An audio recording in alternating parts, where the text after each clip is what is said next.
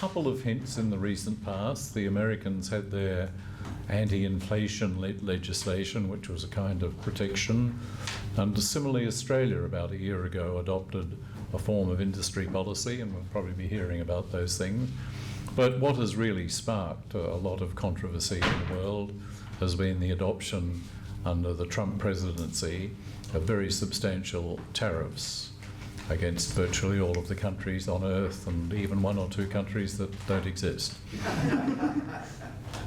Our interns tonight are going to debate the proposition that in 2025, in view of the urgency of strengthening national economies, the world needs protectionism more than it needs free trade. We debated ourselves about whether that was a topic that gave people enough to say on each side, or whether it was a rather one-sided debate. And we decided that it probably wasn't, but the proof of that will be before us in no time at all.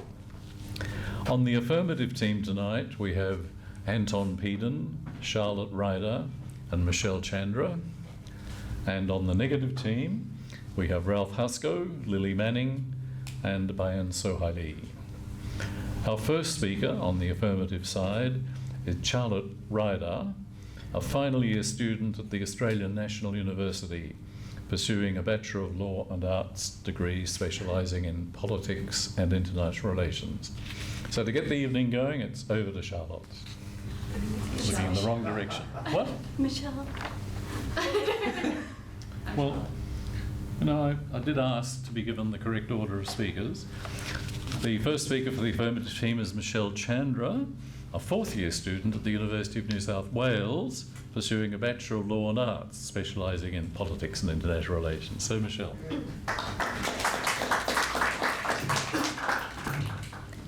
Good evening, ladies and gentlemen. As you all know, the topic for our debate is, in 2025, in the view of the urgency of strengthening national economies, the world needs protectionism more than it needs free trade.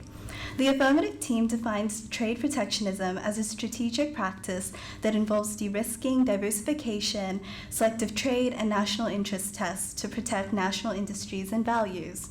We posit that free trade has never truly existed, as even the most open economies have always maintained some level of protection.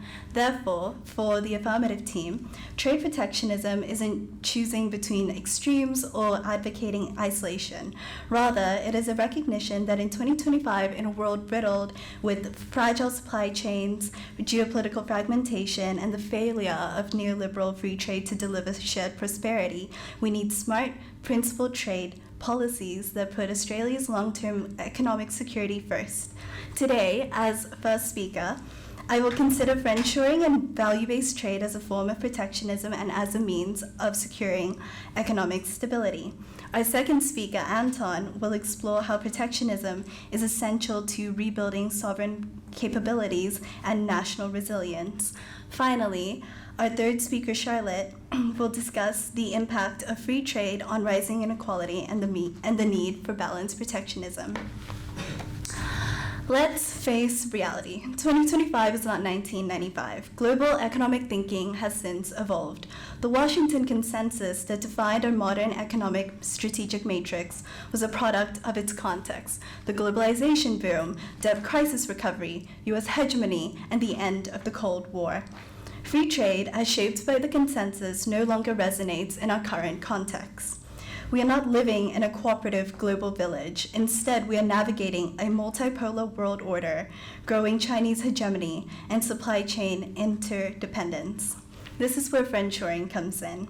Friendshoring refers to the prioritization of trade and investment with politically and economically aligned partners, reducing exposure to geopolitical risk and economic instability. In the past decade, Australia's active decision to pursue trade with countries that conflict with our political and economic interests has left us vulnerable. A case study I point to being Australia's trade war with China, catalyzed by our calls for a COVID-19 inquiry, a basic democratic demand, which triggered Chinese retaliatory tariffs and sweeping trade sanctions on our exports of barley, wine, beef, and coal. Although Australia was able to withstand these trade restrictions by diversifying markets in other countries, this often came at an expense. The ban on coal imports erased $1 billion from Australia's economy. This shows the cost of failing to proactively adopt protectionist policies, leaving our economy exposed to retaliation. Another example, wine, being a luxury good, suffered. With conditions in the global wine market and global oversupply, our government needed to inject nearly $200 million in subsidies into diversification. It also took us 4 years of negotiation to finally lift the remaining tariffs. These subsidies are a reactive cost due to an over-reliance on a country that has proven willing to weaponize trade. It shows that free trade doesn't guarantee stable trade. While China is our largest trading partner by volume, this relationship has become increasingly transactional, politicized, and coercive, exposing deep vulnerabilities in our national economy and foreign policy. A defining theme in our relationship with China is uncertainty. China's political system is authoritarian, centralized, opaque, and we have undergone major periods of tension, often driven by political disagreements spilling over into trade. The reality is, China is shrouded in strategic ambiguity and prefers it that way. This creates a climate of economic instability that no democratic countries, such as Australia, can sustainably rely upon. In favor of strengthening our national economy, we must pursue protectionist strategies like friendshoring over open global trade. By strengthening trade ties with like-minded countries such as South Korea, India, Singapore, Japan, and the EU, we reduce risk, we support shared values, we build trusted supply chains for essential goods. Protectionism, through trading smart, trading safe, and trading selectively with allies, opens opportunities for bilateral and regional agreements that offer stability without sacrificing Australia's political integrity. Which brings me to my second argument, value-based trade in building long-term economic resilience. Trade is not value neutral. Long-term economic stability requires Australia to align our economic choices with our democratic values. Similar to friendshoring, value-based trade is a form of de-risking that responds to our fragmented political reality. Take the current volatility that marks Australia's relationship with the US. Under Trump's administration, the US has acted against Australia's core values of multilateralism, humanitarian and climate responsibility, and promoting global health, as seen from the Paris Agreement withdrawal and defunding US aid and the WHO. This political dissonance has bled into our economic calculus, where Australia is not treated as partners, but as transactional arrangements driven by cost-benefit calculations and extractions. We can see this through the 10% Liberation Day tariffs, following the 25% tariffs on Australian steel and aluminium, while simultaneously accepting Australia's investment in US defense and the $3 billion that we've spent to augment US shipbuilding capacity. Unilateral economic sanctions creates unpredictable, high-risk trade relationships that directly hurt national industries, and this kind of instability weakens economies. We must recognize that trade is a privilege, not an entitlement, and value-based trade gives democracies strategic economic leverage. If a nation knows that access to markets depends on upholding basic international standards, they have a real incentive to cooperate. At a time where major global leaders pursue national renewal through international disruption and coercion, this is a moment for principled leadership. Value-based trade is a form of protectionism that goes beyond short-term profits. We strengthen our economy not just through increased trade, but through selective trade, through de-risking practices. As a democracy, it is vital that our foreign policy and our trade relationships reflect the same values that we uphold domestically, ensuring coherence between our national character and our international engagement.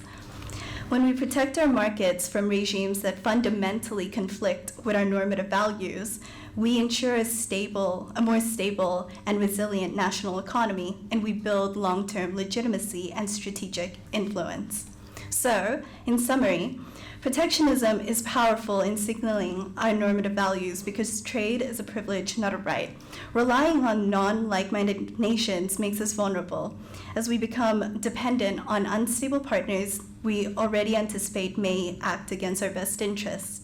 By prioritizing aligned partners, protectionism safeguards national interests and reinforces our values through a more secure, value-driven trade relationship. Thank you. The first speaker for the negative team is Lily Manning, an honours graduate in International and Global Studies at the University of Sydney, and in 1923 a student at Sciences Po at the University of Paris. Good evening, everyone. Before addressing the arguments presented by the first affirmative speaker, I'd like to just respond to their definition of key terms. We do accept their definition of free trade, but I would question their understanding of protectionism and their lack of discussion of tariffs, which are integral to protectionism. They've talked about protectionism as a kind of regulation of free trade, but they've avoided the discussion of tariffs, which is central to protectionist policy. Moving forward, one thing that I would refute that Michelle brought up is that friendshoring somehow creates a more secure and peaceful strategic environment. Friendshoring creates enemies by isolating certain nations. China is our most favoured trading nation. By isolating that market, not only would that, by isolating that market, cutting off Australia to that market, have severe economic impacts on Australia's domestic economy, it would also create trade tensions between China and Australia. And given the strategic uncertainty in the Indo-Pacific at the moment, I think we should question whether we want to isolate a country economically, especially when you look at historical examples of Australia and China. We've been able to straddle this really complex relationship between trade and politics and ideology, and to abandon that work that so many leaders have done to try and straddle those kind of two things, to kind of embrace friendshoring and isolate China, I think would have political ramifications that are quite dangerous for Australia. Moving forward, on behalf of the negative team, we argue that it is not free trade that weakens economies, but poor government management does. And instead of retreating into protectionism, which we define as tariffs, but also over-regulated trade, we should reform a system that, when handled properly, brings global prosperity and progress. So today, as the first speaker, I'm arguing the case against protectionism by articulating the damage economies in both the global north and south would face in the absence of free trade. And this is an example of what might happen to Australia if we lose the Chinese market as an exporter. Our second speaker, Bayan, will argue that free trade with good government oversight is not only integral as a driver of economic growth and development, but also as a conduit for peace and stability in international relations. Our third speaker, Ralph, will provide a final rebuttal against the affirmative team and summarise our arguments. So the first point that I'd like to illustrate is that protectionism hurts national economies because it reduces consumer choice and it makes everyday goods more expensive. By restricting imports through tariffs in the hope of bolstering domestic industries, protectionism cuts off consumers' access to a wide variety of goods at competitive prices. So reduced competition and inflated domestic demand means that local firms can set prices high, knowing that consumers have no other option. For the average consumer, everyday goods, from clothing to food to electronics, becomes more expensive.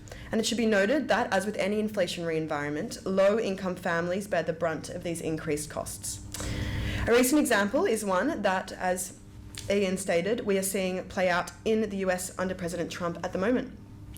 In 2025, the Tax Foundation reported that President Trump's tariffs, announced in early April, would raise the equivalent of $166.6 billion in taxes in a single year.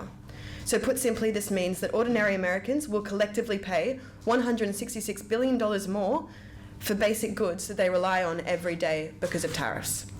And yet, even as Trump brands himself as a low-tax president, these tariffs effectively act as a stealth tax on consumers, bringing up the cost of living and weakening the economy. The second point I want to make is that a retreat into protectionism would weaken, not strengthen, economies in the global south. When countries close their markets to foreign goods, they reduce demand for exports from other nations. For many economies in our region, exports are not a trade strategy, but rather they are the economic lifeline of these economies. Countries such as South Korea were among the 4 Asian tigers between 1960 and 1990 to see remarkable economic growth through export-led industrialization. A few decades later, shortly after their accession into the World Trade Organization, China and Vietnam began to lift millions out of poverty through the same process of export-led industrialization. More recently, we're seeing economic growth in Africa, which is the second fastest growing region after Asia, which has been driven similarly by commodity exports. So let's envision what happens if these economies are cut off from foreign markets. Vietnam's electronics and semiconductor industry plummets, as does Cambodia's textile and footwear industry. Agricultural exports, which are the foundation to economies such as Thailand and Indonesia, would similarly be hit.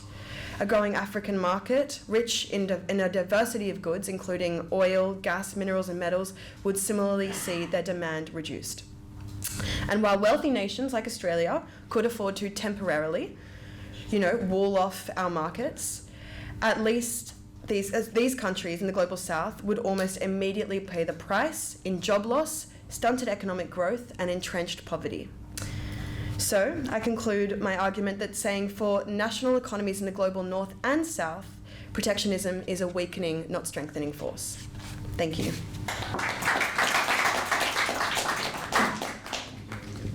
The second speaker for the affirmative case is Anton Peden, a second-year postgraduate student pursuing a dual Masters of International Relations, Security and Strategic Studies.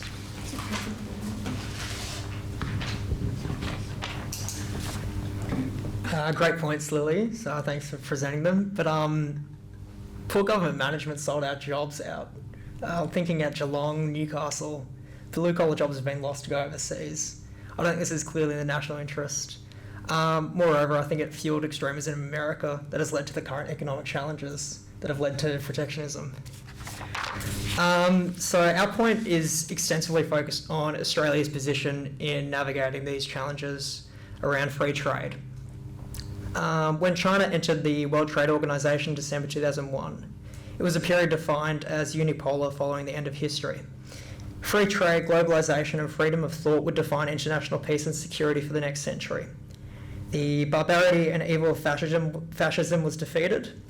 Communism proved to be built on a deck of cards, leading to the downfall of the Soviet Union. The new assumption was that if countries depended on each other economically, they would be less likely to invade each other. In essence, an international rules-based order was constructed by the victors of history. As we collectively enter a period defined by strategic uncertainty, multipolarism, and deglobalization between the likes of US and China, Russia and Europe, the free trade system is in peril. Indeed, 21st century protectionism is needed, not just for national security purposes, but safeguarding our values and our way of life for the 21st century. So tonight I'm arguing 2 points in favour of protectionism for the 21st century to adjust to this new competition in the international order. Firstly, I want to begin by framing the abuse of the free trade system instilled on middle powers. Yes, I acknowledge that free trade has unlocked unparalleled economic growth with the likes of China purchasing our iron ore and coal. But is this truly sustainable and in the best interest of the nation? I think the successive mining booms from free trade have attracted short-term wins, but have neglected long-term plan for the future of this country. Moreover, if this was truly free trade, the response by China to impose steep tariffs on our wine, beef and barley when questioning the origins of the largest health security crisis in over a century, insofar as Australia was submissive in agreeing with the outlined 14 grievances, including questioning the genocide in Xinjiang. As Australians, we stand for the rule of law. The free trade system does not echo our values when we can be bought and paid for by great powers. With the lifting of tariffs on our economy, China asserted we would maintain a healthy relationship. Yet grey zone activity continues to escalate with the states, with China using multiple diverse means, including economic statecraft, to challenge the status quo without provoking war. Recently, the flotilla of the People's Liberation Navy conducting live firing drills of Sydney is unprecedented. This is not normal behaviour. Instead, this, along with other grey zone activity, has been left unchecked, while China maximises from global free trade order. The 2020 Defence Strategic Update acknowledged the implications of grey zone activity in the region, noting in the Indo-Pacific, these activities have ranged from militarisation of the South China Sea to active interference, disinformation campaigns, and economic coercion. Defence must be better prepared to respond to these activities, including by working more closely with other elements of national power. My second major point this evening emphasises that governments of all persuasions need to support offshoring and onshoring and invest in infant industries that align with the national interest. Former Director General of ACIS, Paul Simon, argued that the major parties need to challenge traditional assumptions of governing Australia. The Liberals, who traditionally favour small government and let the market decide mentality, need to embed themselves in subsidising infant industries around national security and economic resilience. Reindustrialising Australia is not just great for employment in good and stable jobs, it is in the national interest. Likewise, Labor, which traditionally focuses on education and healthcare, needs to take an interest in whole-of-nation security and bolstering nationwide resilience programs. Albanese has begun this process with Future Made in Australia, addressing supply chains around renewable technology and bolstering green aluminium. With a landslide victory of the Albanese government for a second term, his government has a social licence to reform the nation's economy and further this pursuit. Likewise, in America, Biden supported similar measures through the CHIPS and Science Act and the Inflation Reduction Act. In 1986, Keating presented that we must let the Australians know truthfully, honestly, earnestly, just what sort of an international hole Australia is in.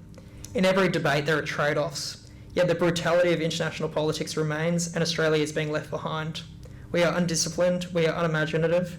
Most importantly, we are risk-adverse due to preconditioned assurances around free trade and our great and powerful friends, including our greatest trade partner, China. It is in this view of Keating that Albanese needs to have an honest conversation with the public regarding security versus prosperity in terms of economic policy. AUKUS Pillar 2 provides the framework for infant industries. These include the processing of critical minerals, hypersonic technology, undersea cables, and the like. Moreover, investment into small-medium enterprises across Australia, such as fleet space technologies, in developing nano-satellite systems for commercial use in scanning for critical minerals and rare earth deposits around Australia, as well as being used for command control, communication, computers, and intelligence in a military capacity. Essentially, Australia must onshore our strategic interests to facilitate the necessary structural resilience. For instance, we only have a supply of 2 weeks of petroleum on our shores. Hawke addressed this with the Liquid Fuel Emergency Act of 1984, which allowed for onshoring of petroleum refineries to maintain the warfighter capability of our military and emergency services, including ambulances. In addition, friendshoring with allies and partners in Southeast Asia, particularly the industrial might of South Korea and Japan.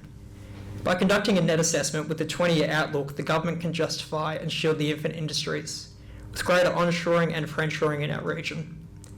As mentioned, Australia has entered a period of coercion and abuse of free trade by the great powers, defined as the new competition. Protectionism for the 21st century is needed in response to these challenges and the undermining of globalisation.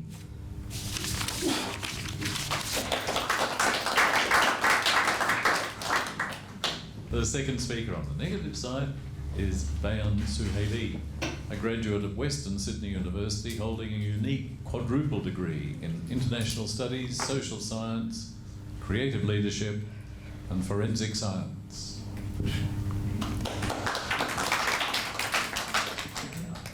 Excellent. Evening all.